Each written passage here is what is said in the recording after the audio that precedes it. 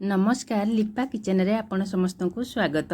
मु आज आपण माने पाखक नहीं आसी बुट डाली आ सोया बड़ी रेसिपी। ये देखा जिते सुंदर सेते टेस्टी एकदम पूरा चिकेन कषा भाया लगे। आपन को एमती थे बनातु ना देखिए निश्चित भाव आपन को यह भल लगे। और आपण मैंने जब मो चैनल नुआ सब्सक्राइब करने को भूलें पाखे बेल आइकन को दबातु जेकोसी वीडियो मुझे छाड़ी आप सर्वप्रथम पाइपर।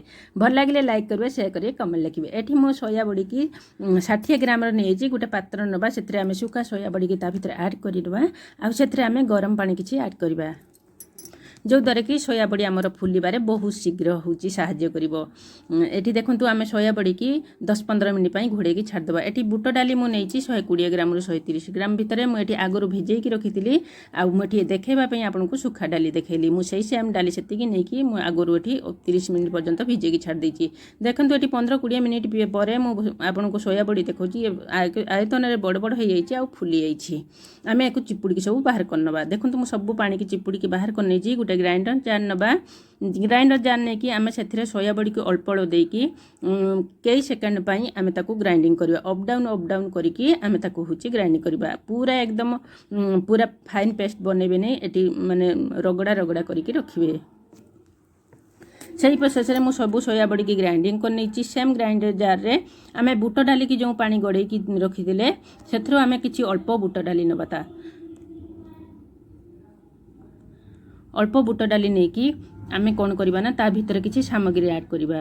से मुझे गोटे फाड़ पियाज रसुण 6-8 कुला हाफ इंच अदा आ गोटे लंका ये सब जिनस दबा द्वारा आम हूँ रेसिपीर टेस्ट बहुत बढ़िया आसो। एथिरे आमे आउ गोटे जिनस मिसेबा सेटा हूँ गोटा जीरा।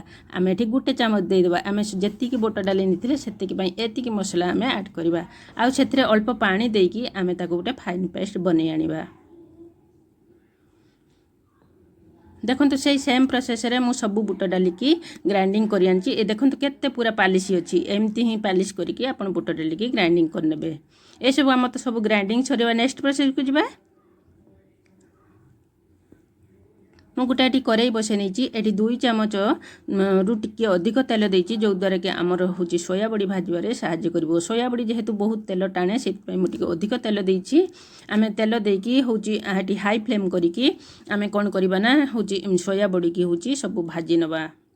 एठी आउ एठी पूरा एमती भाजुचंती ना भाजीबाटा जमा भी बंद करबेनी जो द्वारा कि आमर सोया बड़ी तळ लागबोनी आ सोया बड़ी बहुत बढ़िया भाजी हबो।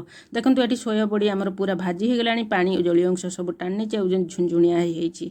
एमिति आपण ही एतिकी रखिबे। तापर आमे जो बुट डाली ग्राइंडिंग करी रखिथिले ता भितर आमे सब होची ऐड करनबा। ऐड करने की आमे सोया बड़ी सहित बुट डाली की 1 मिनिट रु 2 मिनिट पर्यंत आमे एमिति ताकू होची मिसई नबा। देखंतु एठी मोर 1 मिनिट पाखापाखि हूँ हो गलानी।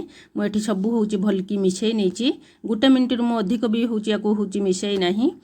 एठी सब मिसई साइला परे आमे कौन करवा ना ता भितर हूँ देदेबा कौन ना हूँ देदेबा हूँ किछि हलदी गुंड आउ स्वाद अनुसार लुण।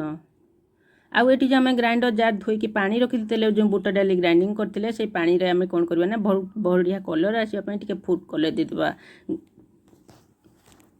फूड कलर दे देकी आम जो लुण हल्दी पकड़े टी आम मिसई नवा।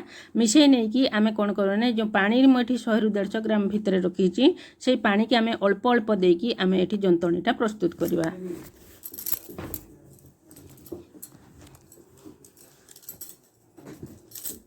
देखंतु एठी अल्प अल्प पानी ढालिकी मुझे जंतणीटा प्रस्तुत करुच्ची। एठी गैस और फ्लेम को लो टू मीडियम रखी। हाई जमा भी रखनी। केवल सोया बड़ी भाजवा समय मुझे गैस और फ्लेम को रखी थी हूँ हाई। तापर मुझे बुट डाली ढाली से लो टू मीडियम रखिकी सब हूँ एमती जंतुणीटा को प्रस्तुत करुच्ची। देखंतु एठी मोर जंतुणी पूरा प्रस्तुत हो गलानी। मुझे कौन करबा एथर आगु आमे प्लेट को बाहर करनबा। मुझे प्लेट को बाहर कर नहीं आम हाथ में किसी सोरिष तेल मारना सोरिष तेल मारिकी एमती आम बॉल छोट छोट बॉल हो प्रस्तुत करना हाथ में एमती चकटी चकटिकी बॉल गुड़ाक प्रस्तुत कर जो द्वारा बॉल आमर फाटब ना कि आमर खोल ना जिते आप चकटी चकटिकी प्रस्तुत करेंगे ना से आपंकर बॉल बहुत बढ़िया आसो एकदम पूरा गोटा गोटा रे भल लगे लाइक करेंगे शेयर करेंगे कमेंट लिखे देखो ये सब बॉल गुड़ी को मुझे तैयारी आपण हिसाब मुताबक छोट बड़ करेंगे कड़े आम 2 चामच तेल देदेबा आपड़ चाहिए या कम तेल यूज करेंगे जिते कम तेल यूज करेंगे ना आपंकर हूँ बॉल भाजबारे से अधिक बहुत बढ़िया हे बेसी तेल देवे ना कहीं बॉल गुड़िक आमर खोली जबार संभावना अच्छी मुझे प्राय टी अधिक हूँ गुली पकईदेली कहीं मोर भाजी होना तेणु मुझे किसी काढ़ी दूची एटी देखंतु मु किछि काढ़ी देइछि कहीं मोर एटी हूँ कैमेरा बंद थिला मु आपन को देखै पाना अल्प अल्प करके आपन भाजिबे जो द्वारा कि गुली गुड़ी को भाजिया बारे आपनकर बहुत बढ़िया हे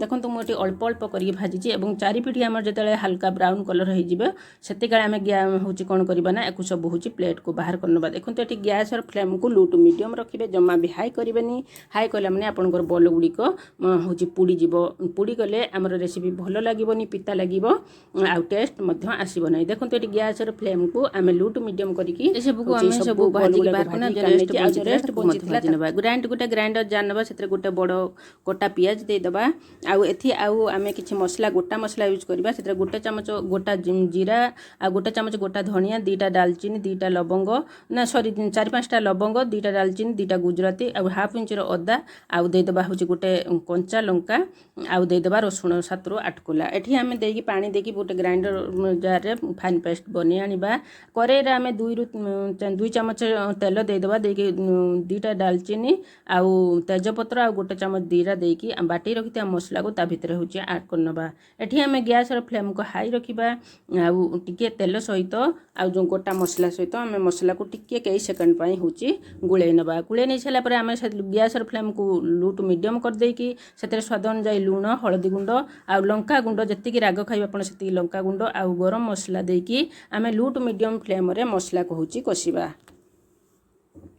देखंतु एटी मसला होची कसिला बेले जमा भी गैस और फ्लेम को हाई करिवेनी आ भलो लागिले लाइक करिवे शेयर करिवे कमेंट लिखिवे चैनल ले नुआ थिले सब्सक्राइब करिवे देखंतु मु एटी मसला को लो टू मीडियम फ्लेम रे एटी मसला को सब होची कसी नउची एटी आपण होची जमा भी गैस और फ्लेम को बढ़ाइबा नाही एटी काहे ना हमर मसला पुडी जिवो पुडी गले भलो लागिबो नाही मसला को मु एटी कसी नै साइला परे आमे सेथरे कोन करबा ना गुटे बड़ टमाटो को ग्राइंडिंग करी रखिथिले आमे एटी तार प्यूर की एटी ऐड करनबा ऐड करने की मसला सहित आम ताकू मिसई नवा आउ ग्राइंडर जार आम जो टमाटो बाटी थिले से आम टिके 4-5 चामच पानी हूँ देदेबा पानी देकी आम धोईकी या भितर हूँ ऐड करनबा ऐड करने की आम मसला को आउ 2-3 मिनिट पर्यंत कषि नबा आम से गैस और फ्लेम को से लो टू मीडियम रे रखिबा जमा भी हाई करबा नहीं देखंतु एठी आम टिके कषि देकी आपण चाहिले एठी घोड़े की छाड़ी पारे नहले सेमति छाड़ देबे जेतेले मसला रे तेल उठी आसीबो सेतेले आपण करू माने पानी जेत्ती की आपण तरकारी ग्रेवी रखिबे सेही अनुसार आपण एठी पानी ऐड करिवे पानी ऐड करिकी आको कोन करना घोड़े की होची छाड़ी देबे